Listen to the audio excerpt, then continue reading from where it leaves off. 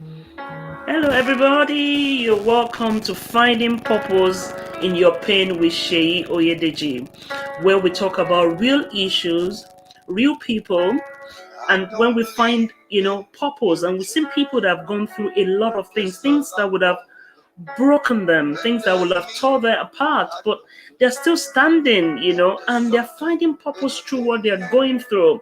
And that's what all this show is all about. Where we get to talk about real issues, where we get about to talk about finding purpose in our pain.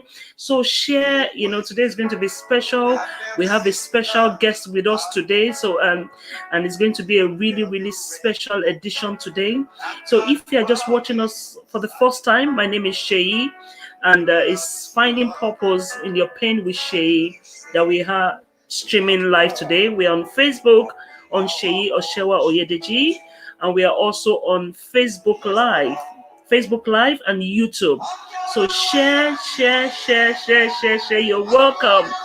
You're welcome, and you need to give StreamYard access so that then we can, I can actually see your name when you're commenting. And that will be good. And if you have any questions that you want us to ask our guests today, please send it in. Some people have sent their questions, so send it in so that then we can ask our guests today. And it's going to be a special, special time today together with my guest today, where we're going to be talking about real life issues. I don't know whether you can hear the song I have behind me, and it says, I will just wait on you. I'll just wait on you, God. It doesn't matter, it doesn't matter what I go through. I will still wait on you. And a lot of people are waiting on God, and God is coming through for them. They are finding purpose in all that they do in life. And that's why we are doing this show here today. So welcome. Thank you, everybody, for joining us. If you are joining us on YouTube, on Facebook, thank you. We are live. Please tell your friend so that then we can start the show. Yeah. I'm just going to be quickly bringing in my guest today. Drum rolls. She's very, very, she's got a very, very busy schedule. But I have preferential treatment today to actually bring her on with me today. Despite all us, a busy schedule. You are welcome here today, Ma. Thank you Thank so you. much. Thank you so much. Thank you for having me. Well Yeah. done for what you do. I'm so proud of you. Really appreciate your work. Well done. Thank you, thank you. I think I posted something yesterday, man. I said you're always the one that will always check on me and say, "I'm looking at you. You're doing well. If you do anything wrong, I will let you know. But for now, you're still doing okay." If you you know, need a snack, I'll let you know. exactly. People behind the skin, that support you, that give you, and I want to say thank you. And from the first day I met you, till now, you have Thank been you. there. You've come to our live show in December. I think 3 years now. How time 2 years flies. ago, yes. Yes, Yes. and you're here again. Anytime, you're always there. Sometimes Thank you send a text and said, "Are you okay?" Just wanted to check you. on you. So I want to really say thank you, thank you, thank you, everybody, for joining us. And I'm just quickly going to, because I'm mindful of time and because of our guest. So I'll just quickly read a bit of your profile, though is a lot. It's When I long. was looking at it, Just primary, like 2 days too long. Just short. I sent you the shorter version.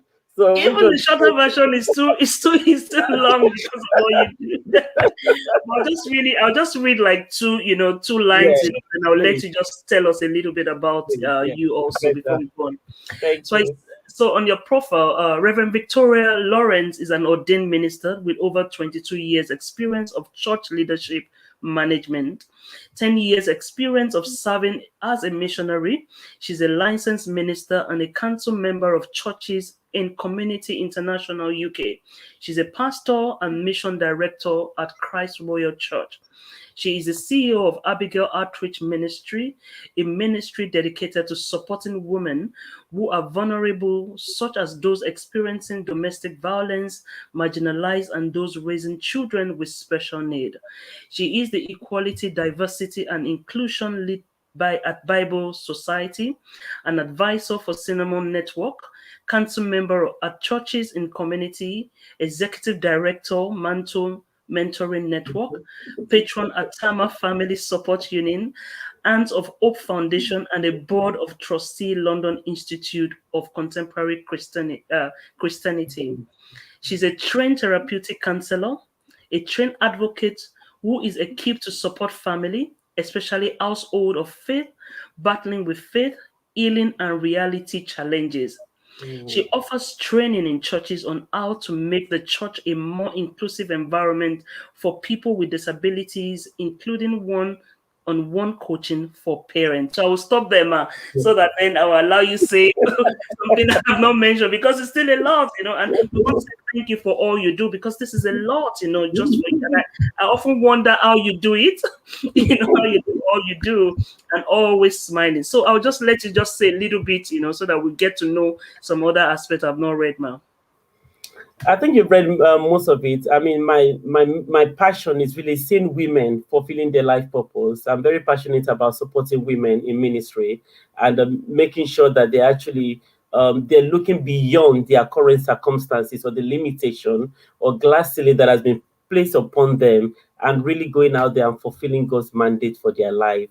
And part of that also include helping family with children with special needs. So my passion is about encouraging people to use the word of God to transform their life because everything is about Bible, everything is about the word of God, and I am a testimony of what the word of God can do in Mm, people's lives. So I'm passionate about teaching the Bible, sharing about the word of God, and also transforming the community through social action. So wow. yeah, that's me. Thank you so much, man. Wow, you can see everybody, she's got a lot, and with the passion. I'm going to ask everybody at the end of the show because people say we look alike. So you tell us Yeah, whether we look it's the nose. whether we actually look alike at the end of at the end of the show so that we can get to know. And I'm just quickly going to go straight, to today's show, and from the very beginning, and the first question is tell us about your story. When was it officially diagnosed? Mm. And tell us a bit about, how it all started, when you had the diagnosis, when it started and all that, just going straight into it, because of time. Okay. Yeah. The officially my daughter was diagnosed, I believe, officially at the age of 6. Actually, I've had to go in depth into searching those details more recently because I'm writing a book about it. So I want to be more specific, about the dates and everything. Because sometimes you just yeah. So I think she was officially diagnosed with ADHD at the age of 6. And after that, when she turned 11 years in her secondary school, she was diagnosed with autism. But at a very young age, from the time that she was about 18 months, it was obvious that there was something wrong, with her because she wasn't eating the normal milestone that you would expect a child at that age. At 18 months, she was not giving eye contact. She will smile, out bustling, not when you want her to smile. Mm, And so that was when I started getting worried about her because I already have 2 older sons, and I knew by the time they were certain age they were doing different things and working and all that, but she wasn't. So we went back to the health visitor, as you do, complain about some of the things that you're noticing. But I was told that, oh, don't worry, maybe the older brothers were doing the talking for her. Some children are just lazy, or she will be fine, blah blah blah. So the journey continued. Then I thought, okay, I'll enroll her in the nursery school. Maybe if she meets with other kids who are not her brothers, she'll be able to pick up and start talking. The mm, focus at the time was speech and language. I didn't really know there was anything bad, or it was just about her not speaking and engaging. So I thought, okay, we enroll her in a nursery school, but then nothing happened as well. She still wasn't talking, and that's where we started getting more worried. And when she started the mainstream school at the age of 3, part time, we realized that there were lots of things she wasn't potty trained. Not normally at that age, a girl should have been potty trained. So then we realized there's a major issue that we needed to look into. Hence, the journey began of diagnosis. And at the time, because you don't usually find girls being diagnosed with autism, so autism was immediately ruled out. So we went for Angelman disease, different kind of diagnosis. They were trying to find out what it was.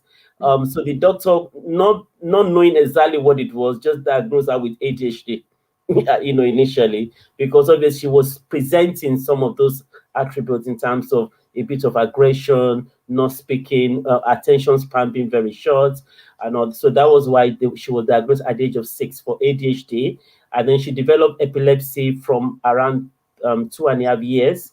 So she was diagnosed with epilepsy before the ADHD diagnosis.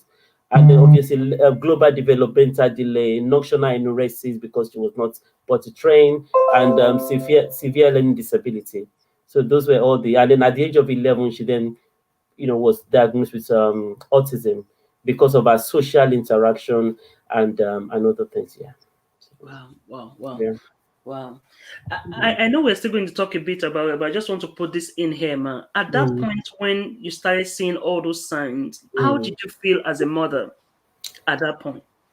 Initially, I'm usually on a positive side, so, and I'm a Christian, so the first thing you do as a Christian mother, minus me in Jesus' name, no, you shabak makarabasata kayaba yodorobo sentene, you do all those things, and like, no, this is not, there was a bit of denial, thinking, oh, it's temporary, it's gonna disappear, just pray hard, pray more.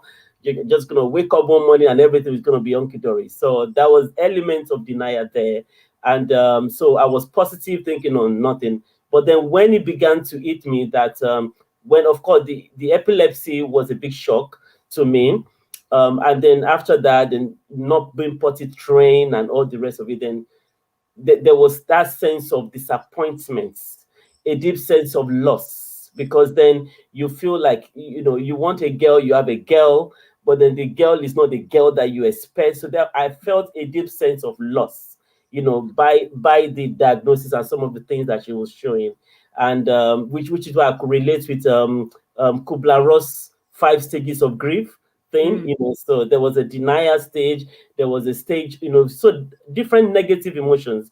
There was a stage of guilt where I felt responsible because, during our pregnancy, I worked so hard, mm, so many things. So I felt maybe it was what I ate, what I did. So there was sense of guilt, there was fear, what is going to happen in the future. There was depression, time of, feeling really low and down and really isolated, because you just flash back 20 years from that time, you're thinking, what's she going to look like? And then you mm. start crying. So there was all manner of emotions attached to it. But then initially, I was like, nah, this is not happening. Just pray it away, pray it out. I like what you said now because because the thing about Shally, and I like the fact you said that because you're a Christian mother and all that, you're like, no, no, no, not me. Other people might have it. No, it won't be. And you look into the scriptures, and you're saying all the scripture, and you're like, no, that can't be me. And when they tell people are that thing, no, no, no, no, no, no, no, you're not saying it right. But I like what you said. The fact that when those things come, sometimes there will come a point that you will see that this is reality. This is my Mhm, life, mhm. and take it from them and go, okay, let's move it, Yeah. and just move from there. And that's what you said now, because I'm Mhm, being real that there's sometimes that you're depressed, there's sometimes that mhm, you're blaming yourself, say, mhm, oh, is it what I've done? Is it what I've eaten? mhm, mhm. With a lot of things that we know. So I like that, man. Yeah. But the worst state to be in and to remain in is a state of denial. So we can talk about that later. Yeah. Yes, yes, Yeah. yes, yes, yes. Yeah, that is really Mm, good because mm, a lot mm. of people really, really deny, even when Yeah. every other person around them, they are saying the signs, the teachers are saying the signs, Sunday school teachers are saying the sign, everyone is saying it, and they're like, no, you're not saying it right. I know what this child, yeah. Wow, Mm, wow. I will mm. really, I'm sure we're going to get there. I don't want to Yeah, cry. I'm yeah. really excited, as you can see. Thank you. And I'm also going to say this before I go. And please, please, I don't know when you're having that next show. The Abigail show that I came to in London is now about 3 years. 3 years ago, yes. It was a conference, yes. It was, yeah. Conference. I remember coming to that show, and I got home and my husband was asking me what's wrong with you because I cried all the way from London to Milton Keynes So because Milton I was like, Keynes.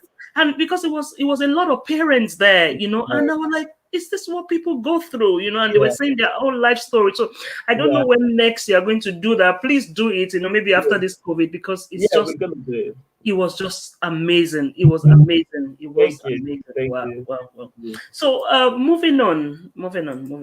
I'm getting too excited, so I'll calm Yeah. down. You're like me then. I know, I know. So, from your view, because I know a lot of people do have different experiences and different journey, Mm, and because of what I also do, I'm exposed to parents, that are going through this also, and because I'm mm, passionate about it. But mm. from your own experience, what would you say is the most difficult and challenging part of raising an autistic child? And what would be your own practical coping strategies that actually worked for you? Okay, I think there are many, many difficult and challenging parts. And like I said, the worst part of it is denial. You just feel a strong sense of loss, like you've lost a child, even though the child is in your hands. Because you're just looking at a child that is not doing what all our peers are doing, and you just feel a deep sense of sorrow, which I Mm, can't even explain. So mm, then you go through that, and then there are many difficult parts. There were parts where the medical battling with the medical diagnosis, forever going for hospital, different hospitals, mm, from King's College to Queen Mary's to this and that. You're forever different, appointment. That was challenging. It's quite emotionally draining, and financially draining. Because mm, again, at the early stage of my diagnosis, and I refused to accept the word disability. So any additional support, things like DLA that people would apply for, minus me in Jesus' name. Because for me, it was like my faith, because I was praying, for healing. Then because of the teaching that you kind of receive about faith, or if you accept the word disability, then you're accepting, then it will negate your faith, which is mm, obviously nonsense theology, by the mm, way. So there's no such thing as that. Actually, fear makes you to deny the reality. Faith makes you to accept the reality, but you combat it with the word of God. So that's wow. what faith is.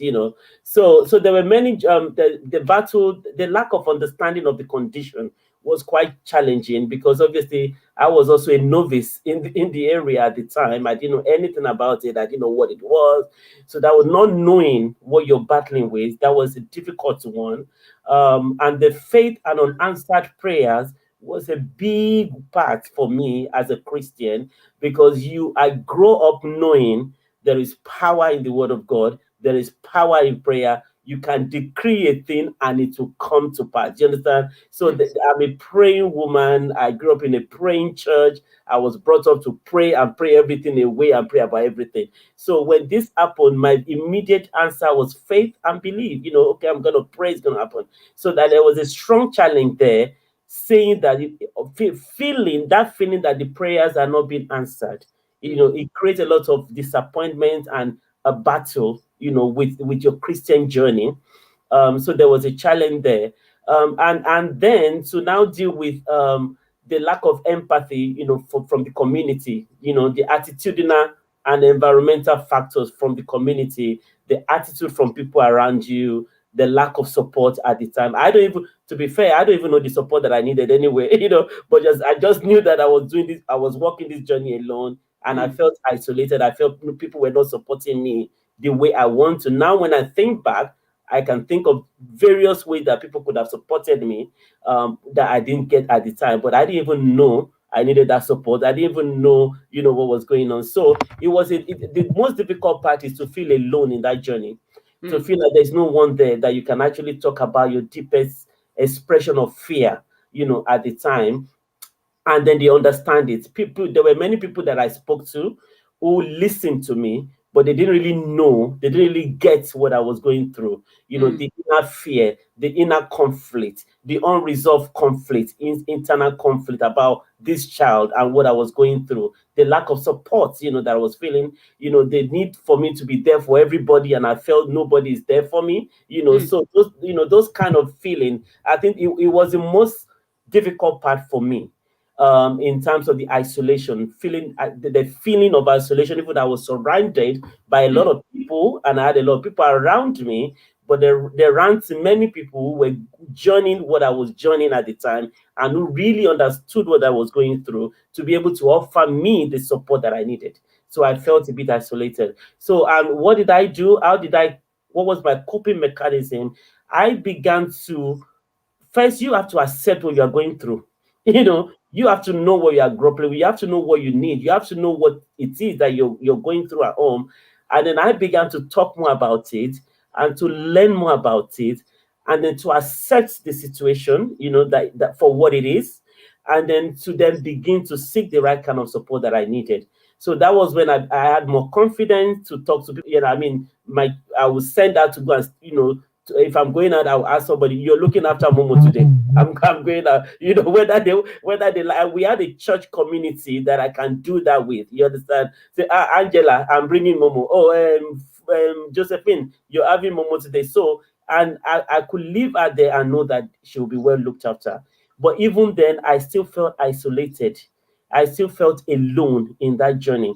I still felt there was not enough community of people who were going through what I was going through that I could express my inner fear. So I think that was the most difficult part of the journey. But then what I did was I started investigating myself, finding people who were going through that. One of the person that I found there was Frida. She had a son with autism, and she would talk to me about some of her struggles and all that. So yeah, that was what I did. I just sought help in other places instead of feeling sorry for myself and remaining isolated, because there's nothing secretive about our situation. And I think at the same time, at that time, because my mom was around at the early part of that journey, she was really so helpful that I was almost blinded to her need. Because I would go to work all day. She was with my mom. Mom took care of everything. So in that sense, I didn't really have a deep understanding of what was it that mommy was dealing with until when I'm with her. The smearing in the toilet. When she goes to use the toilet, when she will smear. I began to see those things. Mom will clean it before I come back from work, so I will not see a lot of those things. So she covered up a lot of things that I didn't know until I started finding out myself, because I would go to work. So I would say the most difficult part of the journey for me was the loneliness, was the isolation, was the feeling that, oh, God has forgotten me. He hasn't answered my prayer. I mean, it's not that I didn't pray, I fasted. I pray. So those were the things that I battle with. But in the midst of it, I know God is good. I didn't deny my faith. I didn't stop loving God. I didn't stop serving God, because that was all I knew anyway. But there was just that sense of, unhappiness, because this girl is still the same, and I'll be praying for God to heal her. When is that healing going to come? But then through my daughter, God taught me that healing can be a process. So I learned to celebrate the small answered prayer that I saw, the little one. I learned to celebrate it and give God praise for it. And I learned that God might not heal her completely in the way I want to, but there is a peace that God has released into my heart to raise a child with special need. There is a love that I have in my heart for her that is enabling me to do what I need to do to give her the best in life. And that's healing. That is answered prayer, as well. So Wow, wow, wow. I like that. I mm, like the bit that you said that that's answered prayer, because mm, that's ability to accept it, to yeah. accept, because a lot of people, and I've seen a lot of people, man, that also live in Mhm. anger of this gift that God has given them, and which is Yeah. one of the challenges that they face. And I think you mentioned that one, where you feel lonely, Yeah. as in nobody feels, what you are feeling as a parent. Mm, Nobody knows that, oh, before you left home today, you've had to clean the whole house, with all the smearing and all that, and you still go outside and everybody still looks as if, oh, yeah, what's the big deal? yeah. And a lot of, it's part of the challenges, where a lot of people actually have no idea what these parents are going through, or the Yeah. guardians are going through, Yeah. and because of that, these parents sometimes live in anger, Yeah. they're lonely, and there's a lot of things also, that they cannot Mm, express, because how do yeah. you go outside and tell somebody, that, oh, she's not potty trained, and because of Mm. that, I have to do that at this age. And Yeah. sometimes when you do, you're not really proactive everywhere. Mm. Everywhere is messed up and things like that, and you have to clean that. Or when Mm-hmm. guests are coming to your house, you want to quickly do that so that they won't see that part of your daughter. A lot of things that you Actually, I actually used to do that for a particular friend of mine, can. because she had older kids and she's much more older than me. So anytime she was coming around, I would either ask my sister to take Momo out or go somewhere or something. And then after doing that for a while, I realized actually this is giving a false sense of my life. Hmm. So because whenever she's coming, I want to give her a respite, because she lives far. So I want to give her a time where she can rest, Hmm. whatever she's going through, just create an environment that she'll be able to feel relaxed and at peace. But Hmm. then that's not the reality of my environment. I am actually creating a false environment because she needs to know this is what I deal with. So, and by not exposing her to it, Hmm. she's not understanding what I'm going through. So, in one of the times she said she was coming, I didn't do that. I just said, Momo is going to be here. And then, we'll just do what we have to do. So then Momo was there with me, interrupting every conversation, every minute. But then what that did was it taught my friend how to be able to listen, to continue with that conversation, When you interrupted. whilst the child is interrupted every minute. It's a skill, you understand? So it's not that deep. So by I was denying her of the opportunity of learning how Hmm. to listen, and talk at the same time because it's a skill, Yeah. So yeah, so I decided I know actually I'm not gonna do that. I'm gonna allow her to see what I deal with. So if I need to stand up 10 times while we're talking to deal with her, it is what it is. So yeah. So Yeah. it's very, very important because yeah. Mhm. That's really good, because that kind of moves into the next question, very seamlessly, Mhm. and which I've seen, and I don't know whether this is also in other culture, but I've been privileged to see this within our culture, Mhm. especially, as an African parent. So some parents, with autistic children have expressed, a lot of concern about negative reaction, Mhm. they get, when they're in public or when their friends is around, and all that. Tell us a bit about this experience. I know you have a lot of them, tell us a bit about that. I know you've I, just shared one with a friend, but tell us a bit I, about that, because I, that's I, one major thing. Yeah, I've had so many, and I think as a parent, initially you feel the need to apologize for your child's condition. Wow. You feel the need to apologize for the behavior because people don't understand. So you go somewhere. I've been to a party, a 50th birthday of a cousin of mine, and then I took my daughter with me, and then we sat at a table.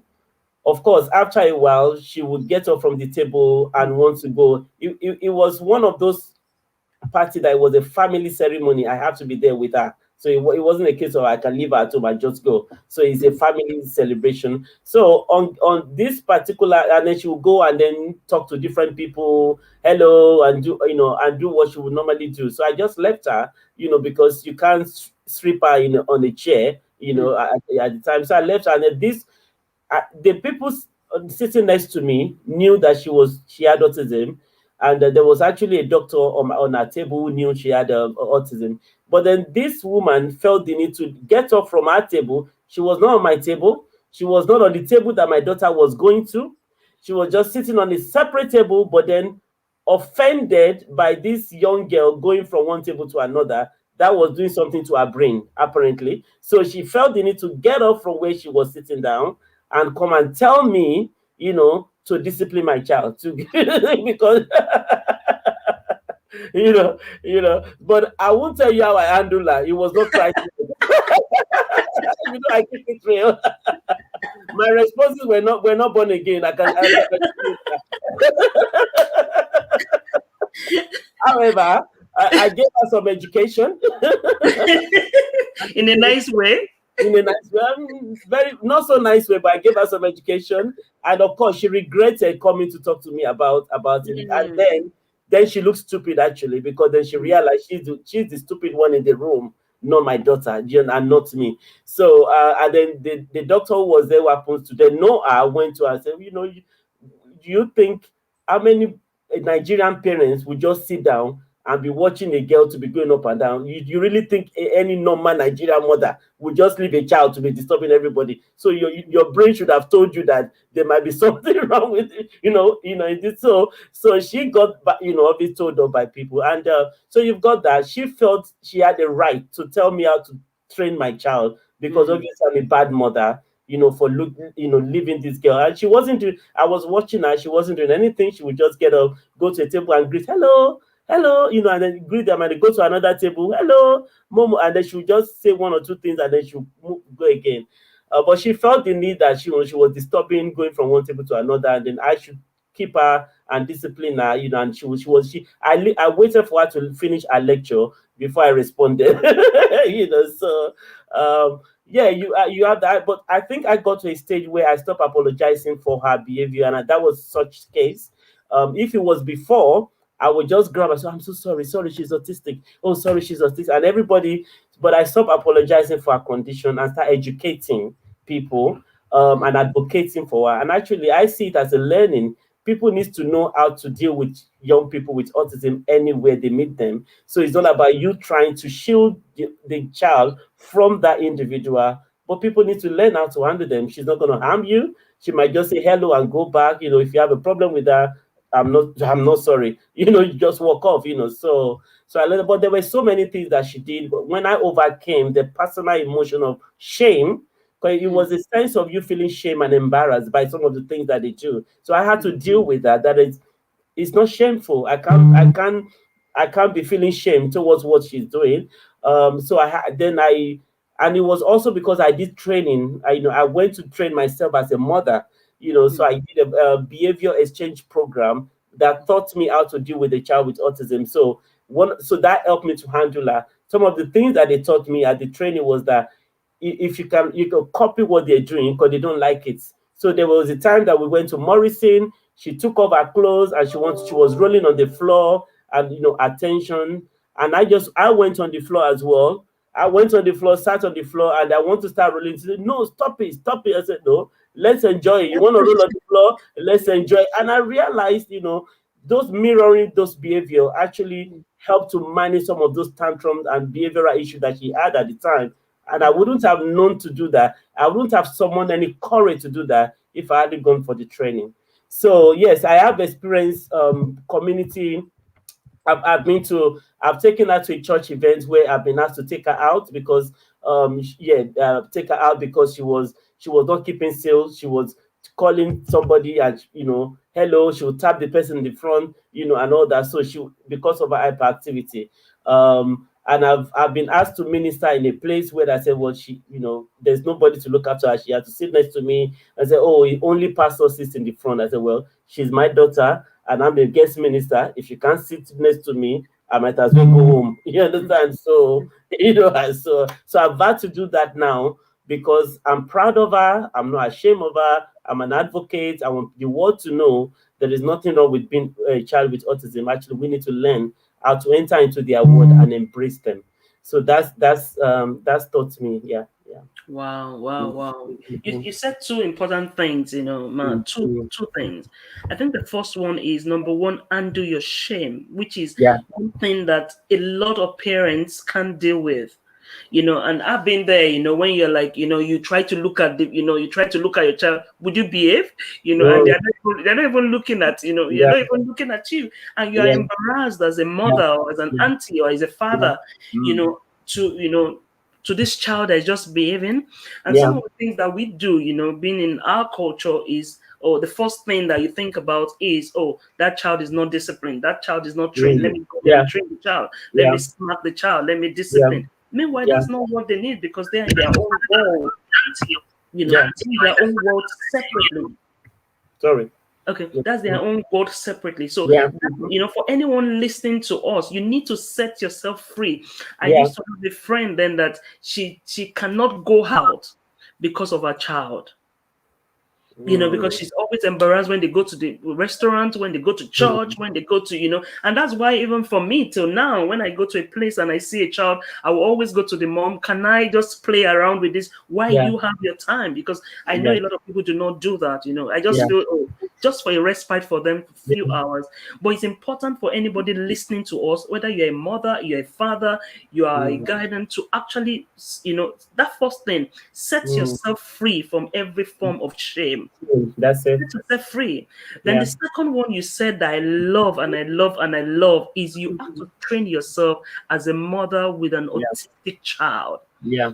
It's so important. Training, going, it's not just okay for you to say, oh, I have this child, and just cover yourself with duvet and just be, Mm, just be struggling within yourself. And that's what mm, your conference did to me, because I remember from that conference, I had to mm, call a lot of people. Don't stop, yeah. don't kill yourself. There's help for you. There's, Yeah. and I had to do that. Go Yeah. for training, go for Mm, seminars, go mm, for, I've done a lot. I've done dealing with challenging behavior, dealing, mm, just to mm, know, what the signs to look for, just like the mirroring. A lot of yeah. people don't know, about mirroring the same Yeah. behavior. Mm, The mm, natural thing is to, shout, scream, yeah. and be, Yeah. be a different person, be the Yeah. autistic person yourself, because you Yeah. don't know Yeah. how to handle the situation. Yeah. So Yeah. those two things really got me, Mm, settle your shame. It's not about yeah. you. No. Sort that problem, then Mm, train yourself, get all the education you need, be yep. empowered, Yeah. for that gift that God has given you, because they Amen. are special gifts that God Yes. has given you. Yeah, Yeah. wow, I love that. I Yes. love that. I love Thank that. you. I believe that. Mm, yes. Thank you. Mm, Another thing that I'll just in line with that also, because it's also because I'm focusing, on our community a little bit sure. here. Mm, yeah. That Sure. as an African parent, has Mm, culture played any role, whether positive or negative, in the acceptance of this diagnosis and the management of the diagnosis of your daughter? What part the culture, have to do with it, from your own experience?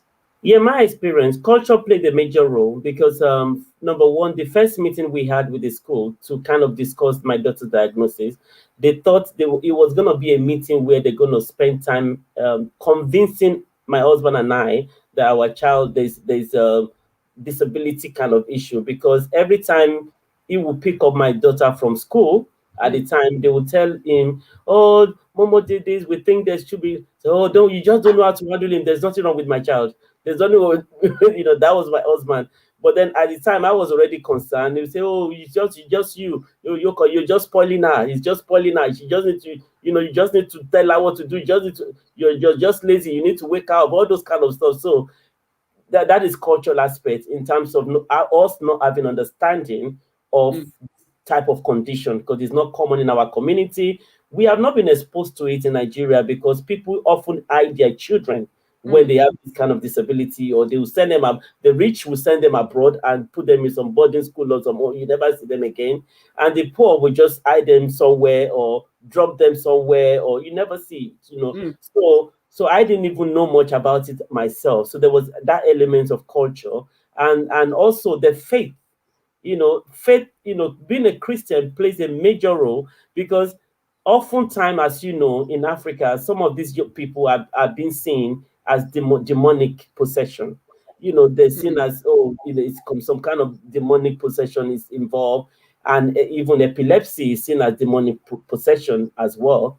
Because I remember a time when she had seizure and somebody said, "Oh, warapa," and in their view, "Oh God, this contagious disease, let's run away." But we all know that it's not contagious in any way. So as an African, yes, culture played a major role in us knowing what to do immediately and mm, accessing services immediately, because we are not exposed to this type of condition in mm, our culture where we're coming from. Even when you see a child with disability at the time, there's always some spiritual whatever attached to it. You understand? Either, oh, the Otalofani, or they must have thrown some there's mm, always some evilness, some demonic possession attached to it.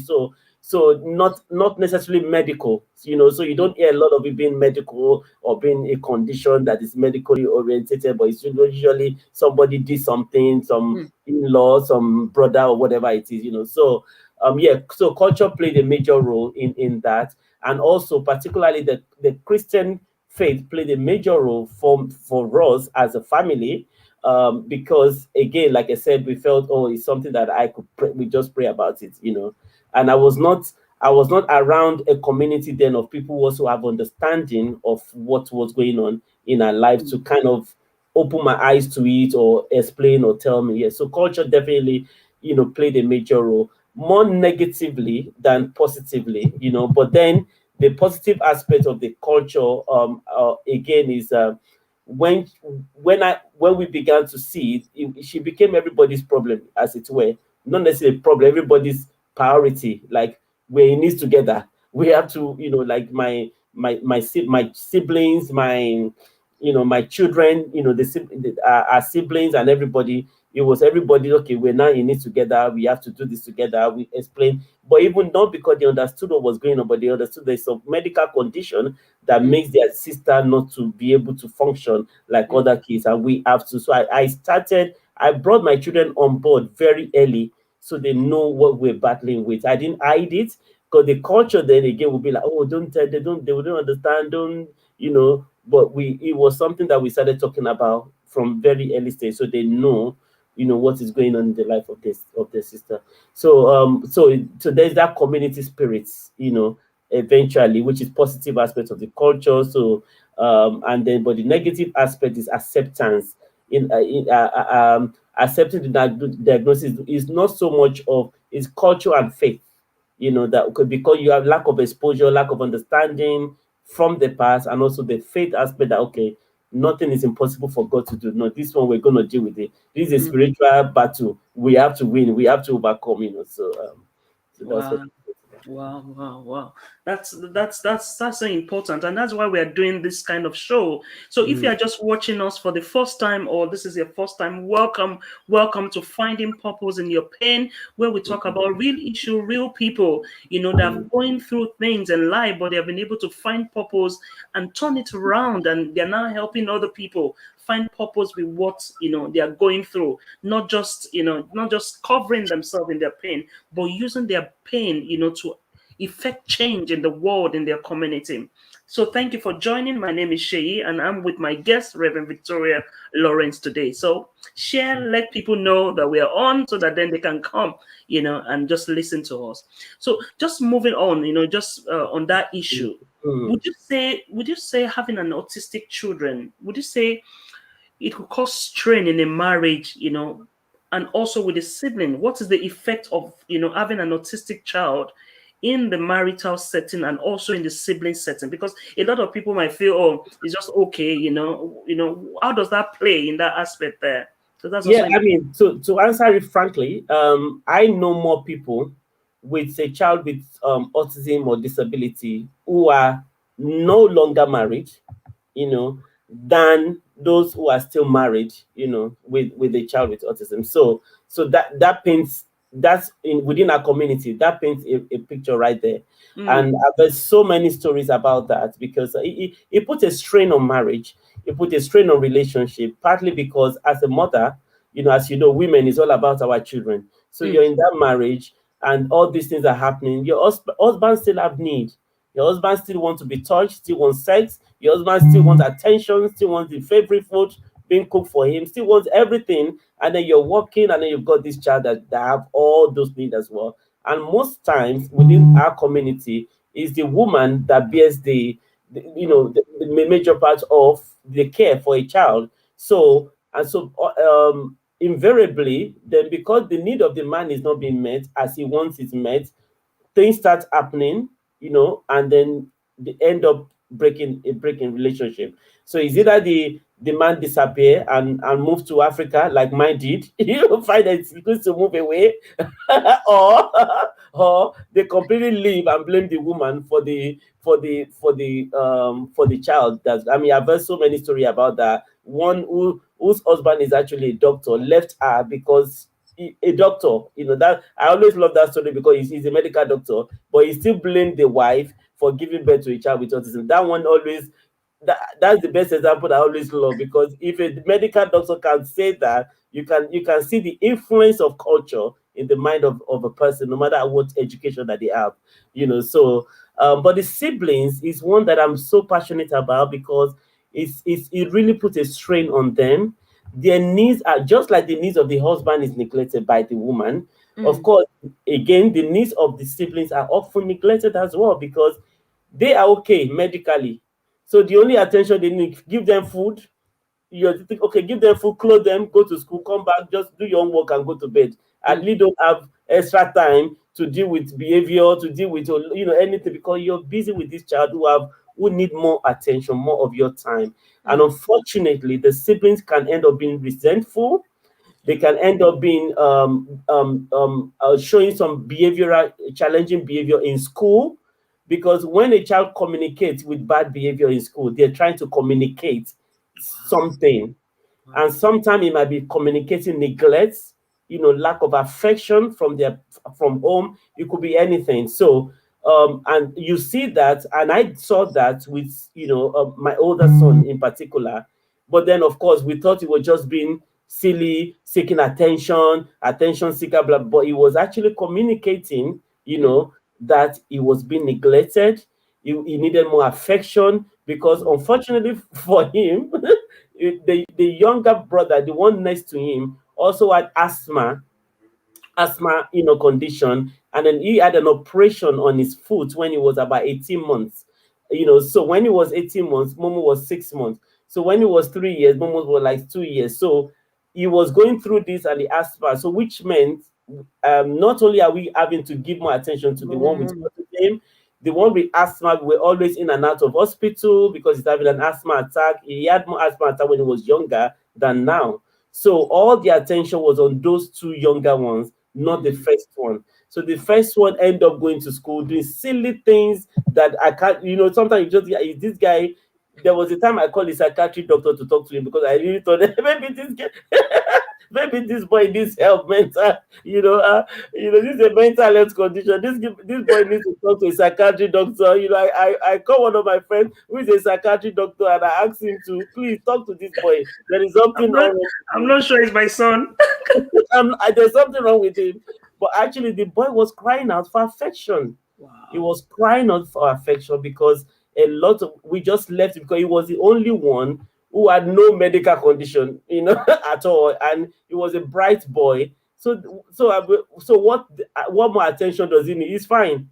So he's the one that needs more medical, support that you kind of focus on. So he does really. So it created some kind of sibling rivalry Mm, between my first son and the second son for a period of time, wow. for a period of time. But now they're best friend, thank God. So yeah, but it does affect the siblings. It creates all sort of things. But then thank God that the older sons, they really love their sister.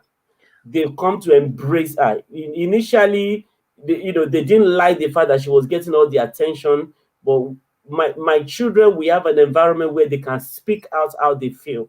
So they Mm, will speak about how they're feeling and they will talk about it and would amend it and try to apply, support that we need to do. So yes, so it does affect marriages and it affects the siblings in a negative way. Yeah. If it's wow. not if it's not dealt with well, Yeah. it can be, yeah, yeah, yeah. Wow. That is really really so Mm, good, man. And I mm, will start with the marriage bit. And mm, on finding purpose, we keep it real. And like I used to say, there's no one.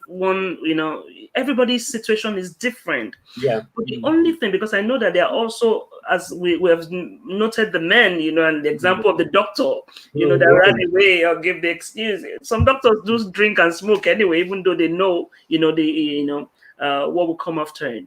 But I know that there's some other families that is the woman that actually ran away. Mm. Yeah. Because they were too ambitious. They couldn't, they were given the option, let's just go and drop this child somewhere so that they can move on with their life because they don't want, anything to stop them. But it's Mm, so important if you're mm. listening to us today or you know Mm. somebody, especially the men. We need you. I'm appealing, that woman needs you, because Yes, please. We do. women needs you to understand what they are going through with these children. I have a friend, and like two or three of them that you will know that they have to work, they have to take care of the child, they have to Mm, clean up, they have to set mm, things, they have to go to school, mm, and you see the men, all they do is just 9 to 5 and just sit mm, down and just, mm, they will cope or sleeping. So I'm mm, appealing to you, as fathers, that you have, an autistic child, and it's not only autistic, maybe ADHD, please and Mm, please, we need you. mm, We need you to understand that it's not your fault, it's not our mm, fault. We need you mm. to understand that there's training and there's help out there. All we Yep, need for you is to be ready to learn, and yep, also for the woman to be able to know that we can do this alone. Because why are you leaving this woman or this man alone when mm. you brought this child to the world Together. You brought the world together. together? So stop, we are appealing to you together on behalf of finding purpose This is on the the community. community of women. We are Women. begging we humbly are we are begging humbly. with There's all so much, humility. there's We so need much you, help. men. We need you, men. And I will also refer to that conference, that I came to. I saw men there Oh yeah, yeah, yeah, standing up and taking ownership of, yeah, there was a father there that said once he's 5, he has to get home, because if he yeah, doesn't get home, yeah, the child will start misbehaving. yeah, And yeah. those are, I think, about 2 or 3 of them, Yeah, that stood yeah, up. So mm, we need more fathers like that. yeah, And if yeah. you're a woman that you have run away, we need women too. To stay, don't run away. Stop running away and stop pushing, fault. I'm trying to look for reasons why this happened or why this did not happen. It has happened anyway. You have this child. You can't throw Mm, this child away. And there's a blessing only if you are ready to look inward, because you mm, always find out that there's a blessing. So yeah. please, that's we are begging all of you from all Appeal, the community appeal. appeal. Then I'm also passionate about what you said about the siblings, and because Mm, that's so important. And, that is knowledge right there. That when mm, the child begins to exhibit something, they might actually be saying some things, yeah. that we It's need to calm down communication. to listen. And that's knowledge, Mm, that, oh, why is this child behaving? Because, like you said, one, two are giving all the attention and one is not giving. yeah, yeah. And that happens. I have a friend also. I think I have a lot of friends now. That she said growing up, she hated her mom. She Mm, hated her mom so bad, so bad. And the reason why she hated her mom, because she got to understand the situation early and later on in life, that they had a sickle cell child that always got all the attention. So whenever she goes to the mom, I don't want to listen. I don't. All what she was doing was how she mm, can get the solution for this child that was sickle cell, that had sickle cell anemia. Eventually, she died, but she said it was until when she grew up or married or something. That's when mm, she understood that, oh God, this was what mommy was dealing with. 2 of her children having sickle cell anemia, and she was just there hating the mm, mom but liking the dad because the dad will always give her the attention. mm. So we need And, to learn. Yeah. and just to share this, I remember it. I think the aha moment for me was Mm. one of the time that my son, the older one, I sat him down once. I said, why are you like this? Why are you doing this? Talk to me. What is going on? You're just trying to understand what is going on up there. And I remember I said, just tell me how you feel. What is going on? And guess what? Anytime I talk about it, I always want to cry, but I'll try not to tonight. Uh, and he went to the kitchen. In the kitchen we had a rag, that you used to clean everything on the floor. We normally leave it there, they wash it and they use it again. And he went to the kitchen floor and brought this rag, you understand, and came to show it to me. He's quite an expressive young man. He said, "Mommy, this is how I feel." Wow. Do you understand? I said, what does how I mean how I mean it was just that just killed me basically, that like a rag, because in his mind that is Mm. how he felt he was being treated. That is Wow. how not how valuable, in the house around there. When a child comes and say, this rag this is how I feel, like a rag that you just use and step on the floor. And I said, why did you feel that way? So we now started talking, and he was crying. Oh. He was crying, and I knew that we had to do something about it. So, and that's because I have a child who can express himself. Other children, he was behaving badly in school. That was why I had that conversation with him. But he was able to express exactly how he was feeling, using an example and an analogy that I could make sense of. Some child may not be that expressive, Yeah. but that is how they're feeling. so they might do other things that is even worse. So, I just thought I would share that we need to listen and keep an eye on our children, especially how they're feeling when they bring them in, let them understand so that they don't feel neglected or abandoned. Because they didn't ask for a child with autism, they didn't ask to be brought into this world. So their own affection is also important. So we must find a way to balance it so that they don't develop hatred for their siblings, for being the one that was getting attention. Yeah. Thank you. Wow, wow, that's so sweet. Mm. African parents, listen. Yes. Yes. Listen, listen. Ah, Yes. that's so sweet. Wow, wow, Mm. that's Mm. powerful. That just Mm. set some people free. Yeah. I'm Mm. mindful of time. No, it's okay. Don't I worry. know. I'm fine. Mm. Okay, okay. Mm. I know Mm. you're very much, involved with churches and equality and diversity, Mm. but how Mm. can we promote, and that's why we're doing this. How can we Mm. promote autism awareness within, our minority group, African, Asian, and how can we do that? And how can we get, that presence more out there so that people will Mm. know? Yeah.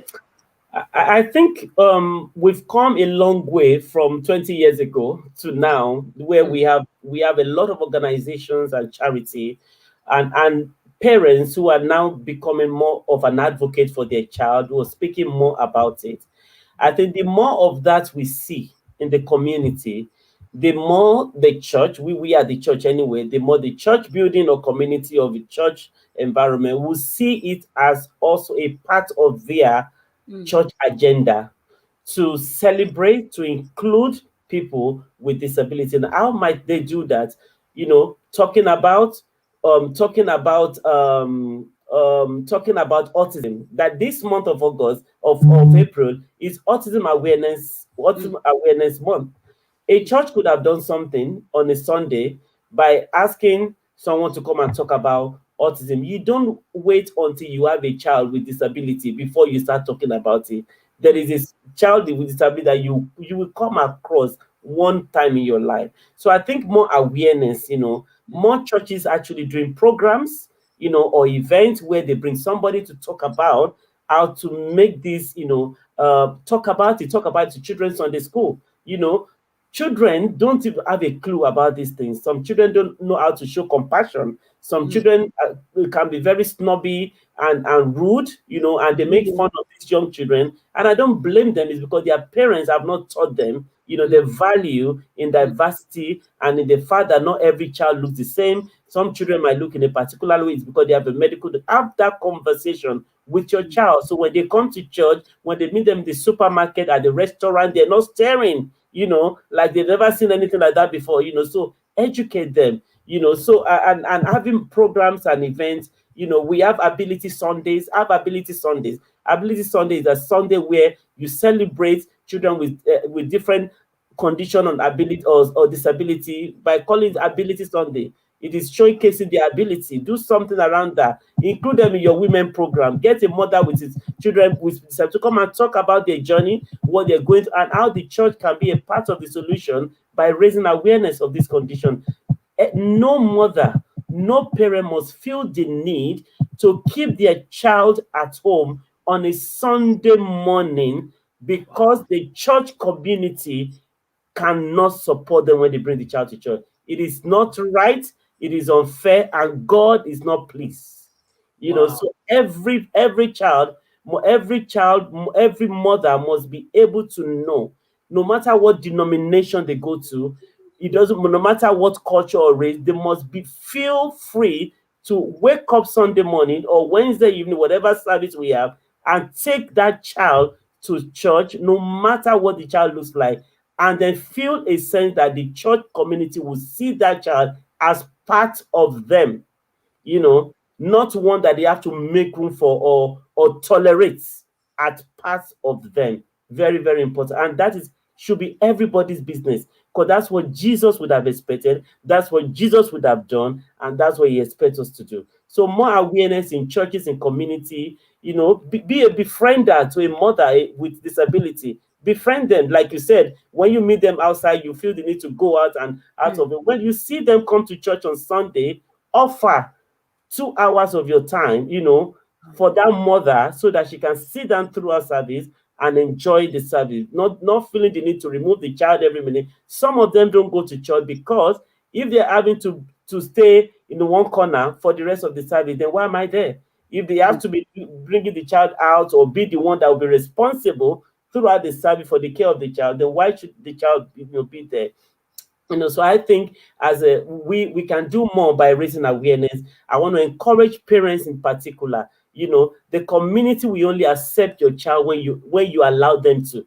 They will only accept them when you allow them. How do you allow them? By showcasing those children, bring them to church, teach people how to treat them, educate the community what they need. It's not difficult. It's just minor adjustments. Okay, my child is coming to yours. Seyi, she doesn't like this, so she's fixating at the moment on remote control. So tell your children she might be holding the remote control throughout her stay.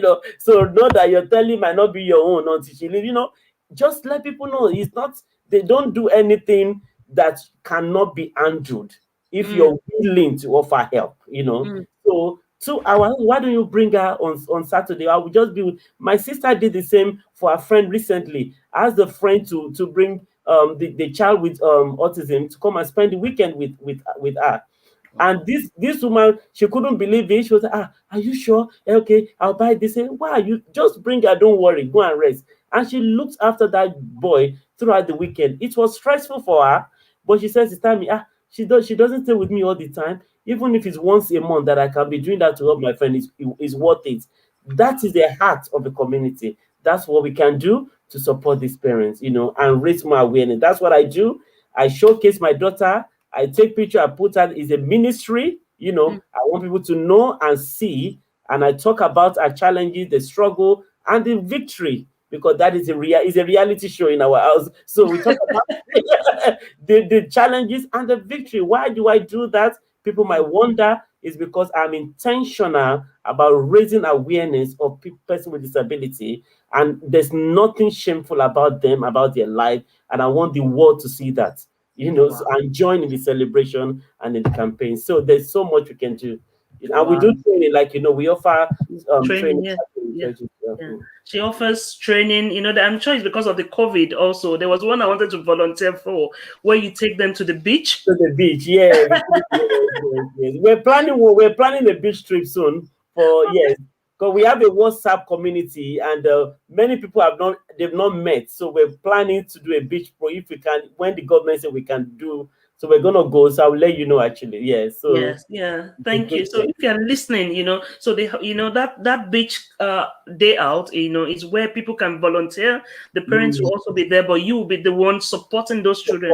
Why the parents have respite. I love that. Yes. I love that. And I tell people one of the things that I kind of love, and I feel a lot of people should love it also, is things that you can't get reward for apart from God rewarding you. Yes. These are children from God, They are not going to pay you. They're not going to say, oh, hi, auntie, and give you other. But they will be the one, God will be the one paying, paying you for them, paying you for the service. You are lending unto God, God. Yeah. And I like what you said also, man, when you said that no parent, because we have that a lot, and I'm going to also turn the table also back to you. No parent should stay at home because they have a child that is autistic. Yeah. Or because they are ashamed to do that. And I'm going to turn the table a bit also, because you're also a pastor, you're a reverend. How do you deal with it? You're preaching, and you have a child, and you have an autistic child or children, and they constantly disturb you. How do we manage such? And you have them shouting, and you have them doing, without being tempted to say, can we just have a room for them? Okay. Because you don't want to also disturb the other people. So from a pastor's view, how can we manage that, if we're in that setting? The key word there that you've said, which comes from a mindset already, is that you said disturb. So already that is a mindset that is already faulty, because you already see what they do as disturbance. Wow. Yeah. So we have to remove that, number one. I apologize. Guilty as charged. It is not disturbance at all. It is because we have an uninclusive church program and agenda and a format that does not embrace diversity. Do you understand? So that's the main thing. That's number one. So if a child comes to church, and we've done it and we've tried to showcase it at our events, whereby I'm sure the one you came to as well, there was a child that was running around and going around. We didn't stop speaking, No. we just got on with it. We try to showcase that it is possible. Mm. Congregation needs to know. Once they know that, oh, this child is part of our church, you understand? So whatever is happening, they learn to live with it, Mm. and to create that environment for that child. When you have a guest speaker, the guest speaker needs to be brief. Oh, we have a wonderful young man in our church who has a special need. She is always going around, playing, trying to touch the mic and all that. But this is his home, so we just let him. So that guest speaker already know that he needs to pray for the power of the Holy Ghost that will help him, yeah, to preach, while that young man is still touching the mic or whatever, because it is not a disturbance. It is a picture of heaven. You understand? It is a picture of diversity and inclusion where everybody feel a part of the service. You don't know, because these children may not have language, but some of them understand, they can hear. So that message is going into the spirit of that boy or that daughter or that girl as well. Let's not forget that. You understand?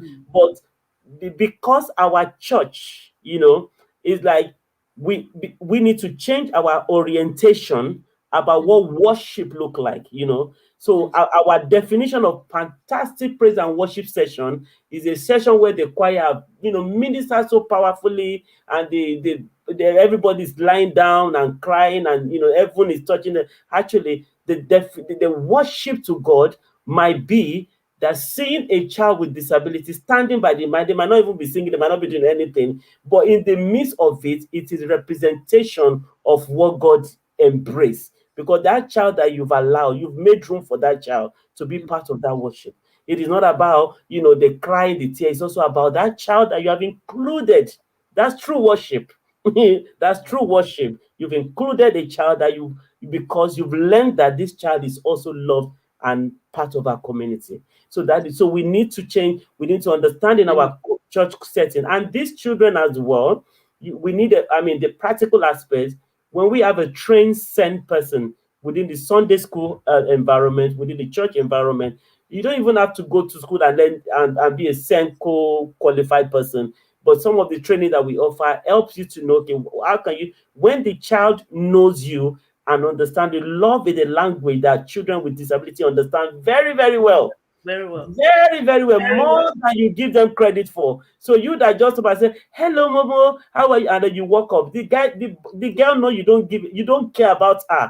You're just doing fulfilling all righteousness by saying I. But the one that says hello and she touches and she knows that this one have genuine interest in me, and they know. So when the child know that this person is the one that will look after me during service, they respond to whatever they're asking them to do. If you want them to sit down throughout the service, they will sit down. If you want them to leave, they will respond. But the idea that we're not willing to even try it, you understand, because we want to hear that Rema word, you understand? With that Rema word, and we need concentration to hear the Rema word. How do you know the Rema word will not come even while that boy or that girl is touching you? Do you understand? The Rema word might be love. The Rema word might be compassion. It might come through the child with autism in the congregation. It may not come from the pastor preaching on that day. Because you understand. So when we understand God ministers to us in diverse way in a church environment, and He can use anyone, not just the man who is preaching. Do you understand? Because just by the things that you will see or allow the boy or the girl to do with you might be ministering to your spirit. It might be the Rema God wants you to receive at that time. So we just need to have a community that shows deep compassion and empathy, and then be willing to do what it takes to make minor adjustments to accommodate the needs of a child with disability, whatever that looks like. For example, I say some of the problem with the church is environmental issue factor. You have a church that is on the fourth floor, no lifts. You're already saying my church is not open to people on a wheelchair. You've not said it verbally, you've said it by where your church is. and it has no lift. You understand? So the consideration, if you want to be disabled friendly church, you will not consider fourth floor. Even if you consider it, there will have to be a lift. Even if those are the things that we just need to think about. And I know this is kind of difficult because obviously there are issues around accommodation and all that when during church, but then it is just part of what we need to think about. Yeah. Wow, wow, wow. Thank you so much for changing my mindset there. Yes. It is not a disturbance. The moment It's we see it as a disturbance, then we're not even trying to do something about it. Yeah, because exactly. actually, autistic children is not going to change and conform to our norm. No, no, We are no. the one that need to adjust, Just, yeah. so that we can make room for them to Hmm. access, because we're all about equal opportunity. When you go to work, well, I've been treated unfairly, and then you bring out the policy, and then you go to supermarket, well, this is not being equal. But then in church, hello, where we are meant to be Hmm. the one that teaches the world what equality and diversity and equality looks like, we are Hmm. now the place where we don't find any kind of equality, diversity, and inclusion. Then it's shame on us. So we have to make room for these children and create an environment where they can feel a part of the church community, and the parents can come in and still relax and learn and enjoy the service just like anyone else. Yeah. Wow, I love that. I've changed that now. I've seen that as worship. So it's not there because we're also, and I like what you said. And it's twofold. That they might not be verbal, but their spirit can hear. They can hear. Their spirit They can hear. can And hear. another thing that you said, which I can give 100% to, is they understand the language of love. If you love Oh, genuinely, oh they yes. know. Oh They yes. know, they know that you love them genuinely, and for somebody listening to us and say, okay, I might not be able to do that, the least you can do Mm. intentionally, if you know any one of those children, list them out and start praying even before Yeah. Sunday for them. Mhm. You'll be Yep. surprised that they will see you on Sunday and they will hug you. Yes. And then we have the calm spirits, They will have a That's calm part of the spirit. that's part of the prayer. Pray for them that, oh, angel, we pray this morning that as she come to church, we have a calm spirit, she will enjoy the service, and pray for them. Pray for Yeah, them not because you see them as a nuisance, pray for them because you love them and you really want them to enjoy the service just like you do. yeah. So it's not Wow. disturbance. Yeah, it's not disturbance. We have everybody's, so it's not disturbance, it's worship. I've just learned that it's worship. And Reverend, it's not even only in church, even in parties. People need to Okay. stop giving that look, that kind of look, like what's wrong? No, or staring, like you said. Yeah. We need to be more accommodating, Yeah. to Yeah. children with whether autistic or any special needs, Yeah, to be able and to. a lot of it starts with parents, like you said. Yes. Yeah. When we begin to express that love, people began to treat my daughter Mm, the way I treat her, because you can't treat Moturayo without love. You understand? Because I epitomize love in my dealing with her yeah. everywhere. You Yeah. understand? So, woe betide you if you now come and try to do contrary to my daughter. You understand? It's love. So, because of that, you see, and you have to express. And I just want to give a shout out to a wonderful lady. That was our way of supporting me when Momo was younger. Momo touching her hair and making her hair was a big problem. But this woman, her name is Joke Ogushake. If she's hearing, she might not be hearing. She volunteered to be doing the hair of Moturayo, and she Wow. did it consistently up to Momo was 13 or 14. She will be Wow. the one that will braid her hair. And she will fight me because she wants me to be taking her head off every 4 weeks so she can do it. And me, I'm feeling sorry for her because I know what she goes through when she's doing Momo's hair. She will have to stand all day. But she's like, no, no, no, no. Why didn't you? This hair is rough now. You should have, she will fight me for not booking appointment on time, and she will not charge me anything. And what Wow. she will do, she will take off her hair, wash it, blow dry it, and put another hair there, and she charged me nothing. So I want Wow. to give a shout out to that Wow. wonderful woman, Wow. for reaching out to us and being a blessing for a long Wow. period of time. Yes, yes, Wow. Well, we are all saying thank you. yeah. We are all Thank saying thank you. you. Yes, Little act of kindness, yes, unto God. Little act yes. of kindness. And everybody is involved. Everybody. So if you're watching now or you're going to be watching in replay, one thing that you need to know is little, it doesn't matter. Little, just Yes.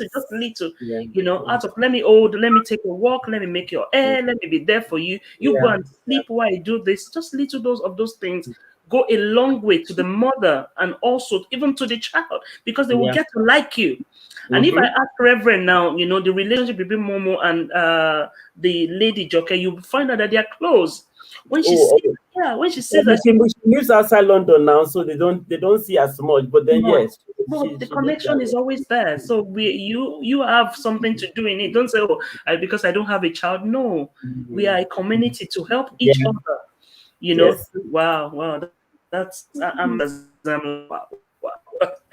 So moving on, a lot of people, especially parents, feel overwhelmed raising and working with special needs children because they are Mm, unaware about the help that is available to them. mm, Can you tell us, and I heard a lot, from your conference, can you mm, tell us a few of the different kind of help that is available that parents or guardian can actually access, within the UK, even as an mm, African or minority group, which mm, sometimes we have no idea we're suffering mm, by ourselves and those mm, help are there and what mm. they are. I mean, the first help for those who have not contacted the social service first, because some people when they have a child with disability, they just keep it to themselves, just do the medical bit, and they just leave the rest. Hmm, Because there's this fear that, oh, social worker, once they know about my business, they're gonna take my children away. So there's that myth about social worker, which particularly within our community. So I would say the first form of contact should be your child should be known to a social services, hmm, particularly the learning disability team, not because they want to take your child away, because so that they can access your need, the need of the child and the need of the carer, so they can make provision for you to be able to look after that child. That provision may include one respite provision, whereby the child goes away for the weekend or for a week to give the family a break from caring. And I didn't want to accept this for a long time. But when I realized that actually our going away will help me to spend more time with the siblings, that was the reason I started using respite. Because initially I'm like, because I have a daughter, so I have this bias mind that social care system. If you now go there, these perverts, they will hmm, now be touching my daughter in an inappropriate way. Those kind of, you don't want to release a young person because of the things that you watch on TV and all that. hmm, So, but I realized actually I have to release her to God's care to make sure wherever she goes, God will position in that place the likes of Pua and Shupra. hmm, Because when the king, when there was a decree about killing the children of Israel, hmm, at that time, God positioned Shua and Pua and Shipra to protect, them. So God will position the likes of that wherever my children go for them to be protected. So I release that, but the benefit for that for the family, the siblings get quality time with you alone. So that is so important. Social care. So or they can give you direct payment, which is a payment you receive as a parent to buy services within your community. hmm, And that service could be somebody coming to take the child out to the cinema or stay with the child while you go out. So those are the things that you can access through the social services.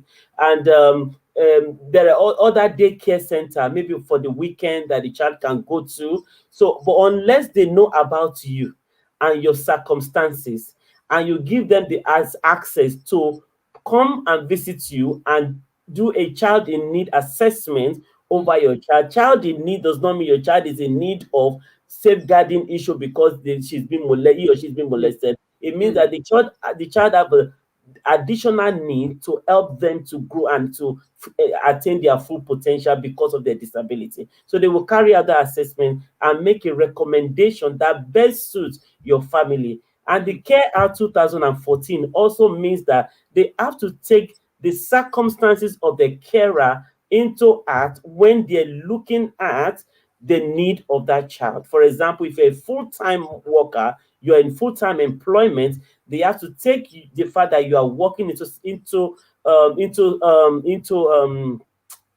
put it into what's the word I'm looking for now? It's into account, and then provide support that you need. So, so those are the things. So those are some of the main points of service. We start from the social service, because from there are other streams of provision that you can access through that.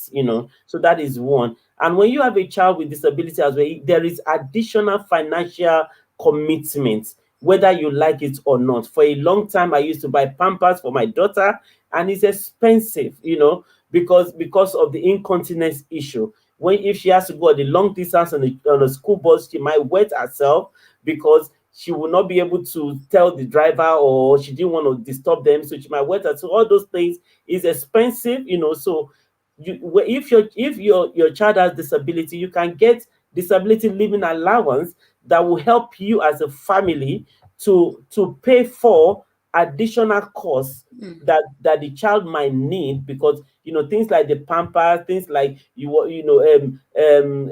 extra things that you might need, for that child, because you're forever buying new clothes, you're forever changing. Imagine a 20-year-old coming home soiling herself. Who's gonna wash that in dishwasher, in washing machine? Nobody. The thought of even having to do that will make me to cry, so I just throw it out. That clothes is going in the bin. Do you understand? So you're buying new things. So those things, you need additional financial support to be able to cater for some of those things. Sometimes they wear different type of shoe, they wear different types of different additional things, different toothbrush that they have to use. So many things that you have to look after. So those extra support would help you as a parent to pay for those things for the child, for the child, for the child. And so you have and then family fund, they provide holiday getaway, so you can apply to them as well. They give holiday voucher. I know many parents with children with disability, they've never traveled anywhere, they've never gone anywhere. That is why, as you know, one of the things we do in Abigail Ministry, we offer one night overnight respite stay for parents to go away for one night, to give them a respite. The last time we did it, many parents said, this is the first time I will sleep throughout the night without having to wake up. And they really loved it, So by the grace of God, we're open to be able to do it this year when the lockdown is, to give. These are things that, there is nothing that you can't even, money cannot pay for those type of respite care. So family fund gives you holiday voucher to go away with that child on holiday, and a different environment helps, so you might be able to do that. And then you have Senko, you have the occupational therapists, you have the physiotherapy, you have the special educational need. So there are some things that if you wait for the council, their processes and all that to get it sorted, it takes a long time. Sometimes you have to pay for some of this stuff. You have to get a private consultant to do certain things for you, that is Senko, the speech and language, so that you can give that child the opportunity. So, and there are so many charities out there as well who are supporting, children. So go autism, National Autistic website. Go there. That is where I did some of my training from as well. You can do training with them. They work with professionals and also carers. Find out about schools. So and that is beneficial. Some people are stuck with, they want their child to go to mainstream school. Sometimes it's not the best, it's not the best option for your child. So don't be in denial of that. Don't, because your child will miss out on milestones if you insist that child stays in a mainstream school. Sometimes it might be that they need to be in a special needs school where every provision, every support is available to them. So so there's so many things out there, that people can access. I just, like you said, I can only mention a few. Yeah. Because I mentioned the aspect of finance and also social survey, because I know those are the two big major area that affects family.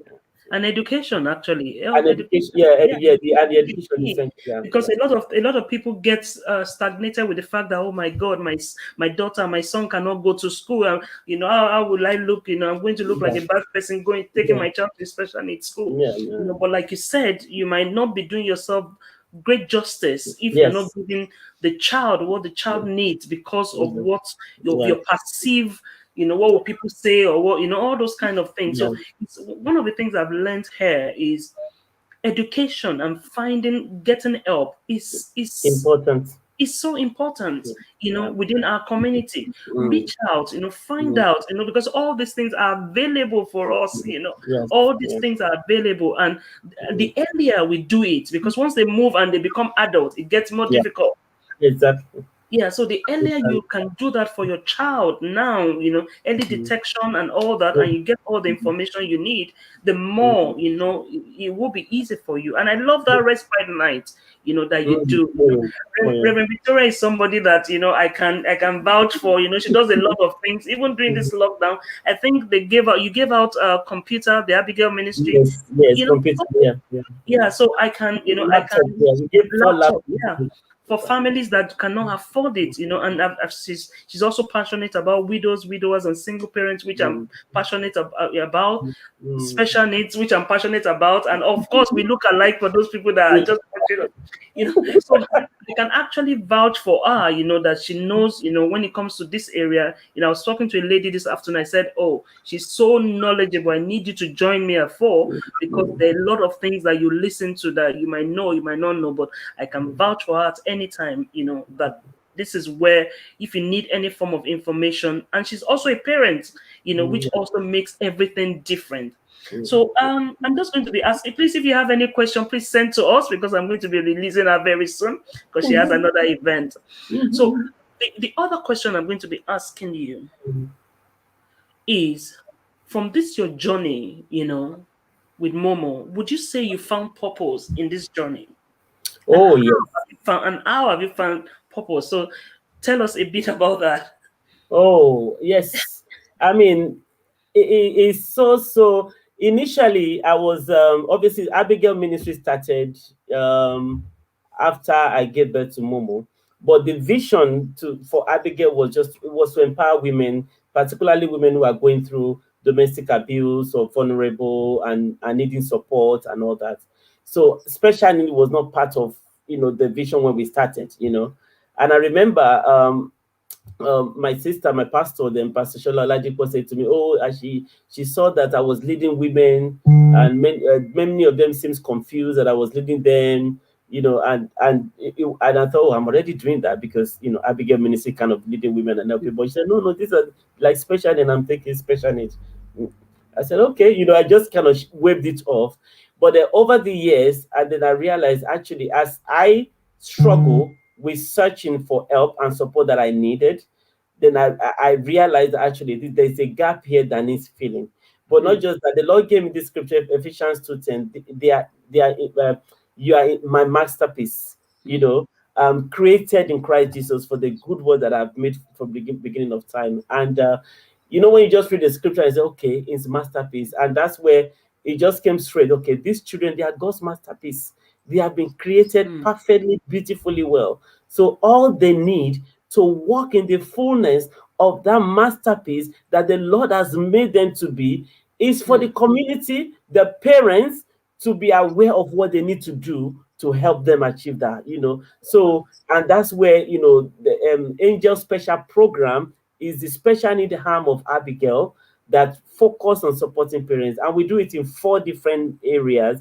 So that's the vision that the Lord laid in my heart, the burden that the Lord laid in my heart, which is responding to this need that was identified. One of it is church, particularly church. I'm passionate about church. I believe the church is the solution for so many things. The Bible is equipped with so many answers to any kind of problem that the world may have. mm, So, and I believe so. If we start from the church, then we can lay the good example for the community on how these children needed to be trained. So, and that is why I started offering seminars, free training for churches, to so that they can have an inclusive program. And I don't just offer it to, it's not just Sunday school program, because I say to 5 pastors, when a mother and a child comes in with special needs, they don't see the Sunday school teacher first. Mm-mm. You know, they could meet the deacon first. It might be the pastor's wife they meet first. It might be the usher. So everybody needs to be part of this training so they know how to treat these parents when they come in. So we started doing that. And then the aspect of the carers, carers go through a lot,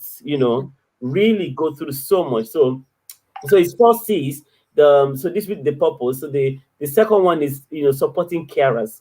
I know that I got a lot of support and I'm still getting a lot of support, but not many people are privileged to be in that position. Mm. And that's where the supporting carer came in for me. Really kind of, what do I do with them? Help them to know that this boy or girl is, you need to love them.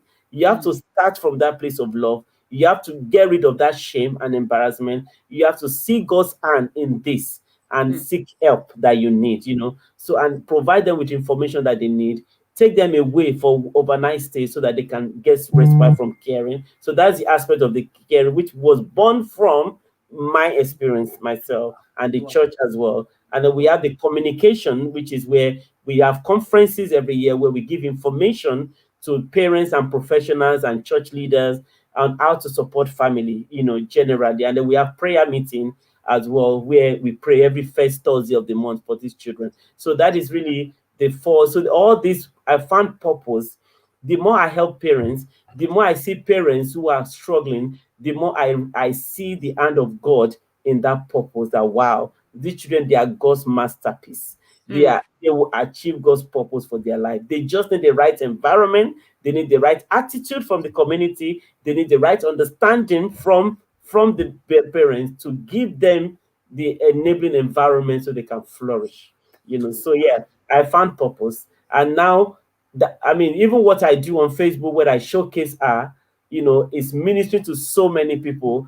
Yeah. I mean, I know a woman who never used to put her child on any platform because of the same shame. When she Mm. saw me, she even went, because she saw that I always wear the same clothes with Momo. She bought the same clothes with her daughter as well and wore it and sent it to me. So Wow. parents, people are being ministered to, that don't hide these children. There's nothing to be hidden about them. They are Mm. God's masterpiece, Wow. beautifully, fearfully, and wonderfully made. Beautifully The made. world needs to embrace them, love them, see the difference in God's creation. They're part Mm. of God's difference. So Wow, wow, wow, wow. I'm sure everybody watching us today will be like, wow, this has been purpose. a Thank blessing to you. all of us. And Thank you. I think we should do something, Reverend Victoria. I think we should need to do a challenge. Post a Mm. picture with you and your child. Oh, yes, we should do that. Yes, You should yes, do yes, that because yes, I yes, think that's going to be nice, yes, and yes. I think that's going to be amazing. Yes, Wow, yes. wow, Go for wow. that. Put a picture. Yeah, Yeah, we've done it on the WhatsApp group that we have, but it would be good to see it everywhere. People put yeah. pictures I think and yeah. just, yes, and say things, good things that are good. The special gift that this child has got. Say it. Wow, wow. Yeah, I think we'll do it. Then we'll do a PR around it. Put yes, hashtag, yes. hashtag something. We think about that. I mean, Honestly, because a lot of people, like you said, carers are going through a lot of things, yeah. you know. Somebody said, please, can I be, can you really, please, can I be your friend? Yeah, it's Victoria Lawrence on Facebook. Yes, I think it's Victoria Lawrence. Yes, Yes. you can, because I think that's going to just beautiful. Because whenever I see your picture, and everything, the videos, that's so inspirational. See, she said, I beg to apply. That's so sweet. I can't say more, or add anything to what you've said, Yeah. than to say it's such been, a privilege knowing you, you Mm. know, honoring us today. I know your schedule is very busy. That's why you said you wanted to move me to me. I said, no, no, no, no, no, no. And I really want to do it this month as well because it's Autism Awareness Month, isn't I it? So will, it's really yes, good that yes, we do this. So I want to say thank you for having us. Please, everybody send in emojis. Let's just say thank you to Reverend Victoria, for all, today's session is, I'm just going to go back, listen to it and just get some nuggets and just post some of those nuggets out, and it's so, so amazing. So, Reverend, what's going to be your last word to anybody listening to us? The final word, to somebody listening to us today? The final How word can is, they get to, and how can they reach you for those applying to beg, to be your friend? well, my details is with Seyi anyway. So if anybody wants to contact me personally, my number you can get it from Seyi. But then I'm on Facebook. I'm more active on Facebook than the other platform like Instagram and all that. I've not gotten the handle of those ones yet, but I'm on Facebook, and my name is Victoria Lawrence. So if you send me a friend request, I would accept. And then if you want to be a part of the WhatsApp group as well, that the community of parents with children with special needs, let me know. Send me a message, messenger, and I'll respond and add you to it as well. Final word. Final word is God is faithful. Mm, You know, in everything and at all time is incredibly faithful. yeah, Before those child was born, the Bible says God knew them already. yeah, He knew them, he knew what they were going to become, he knew the struggle that you're going to go through. He wow. knew there is nothing that happens to us that God is saying, oh my, that's a surprise. No Mm, surprise to him. So I yeah, want to encourage you, parents, to know that. And because of that, trust in the knowledge that God's faithfulness to see you through mm, is there. God will see you through. Help is already made available before the child was born. We wow. just need to tap into it. And I want you to be ever so proud of those children and showcase them. They are Mm, a light that is set above the hill. They cannot be hidden. You need to showcase these children for the community to know how to handle them, how to deal with them. People cannot learn if we don't showcase and make information available. Be proud of that child. Show them love. Love is the only language that these children embrace, and they respond to your love in their own way. You know, and please don't be ashamed of these children. Help is available. God loves you. God loves those children. It is not your fault. It's nothing that you have done that made you to have a child with disability. Absolutely nothing. But God is right there in the midst of that situation with you, and is touching you, is ministering peace and love unto you, and is yeah, providing all things that you will ever need to wow. look after that child. And Mm, lastly, you are not alone. There's mm, always somebody out there to help you, to support you. Just speak out and seek mm. help, and help is available. Thank you. Wow, wow, wow, wow. Thank you so much, Ma. I can't say more. It's been a great session, just like I've been posting. And I'll say thank you for if it's the first time that you're watching us, this is what we do twice a month where we bring people talking about their issues, their real life. We don't play, we don't flop and play. I don't believe in that. I believe in bringing people, and that's what ends the topic, finding purpose in your pain. So my Pain. name is Shay. If you're just getting to watch us today, if it's your first time, I'm a transformational coach and I'm also an advanced grief recovery, where I help people. But most importantly, what I do is helping people find purpose in whatever they go through in life. So if you need, like, just like Reverend said, you are not alone. All you need to do is just a message. We are just a message away from you. Send us a message, we'll reach out to you. If you know anyone that needs help, a parent, a widow, a widower, a single parent, or a woman that is confused, that is going through one thing or the other, or even a man, because we also have a session for men, that's going through one thing or the other, please do not be alone. Your mental health is important to us, and Yes. you are important to us. And like we do on this show, with our final message, the whole world is waiting for the manifestations of the sons and daughters of God. Hallelujah. You are one of them. Stop Yes. sitting down, reach out to your world and be the best version of you. And like I Amen. always say, you are more than your label. Let nothing be That's your label. right.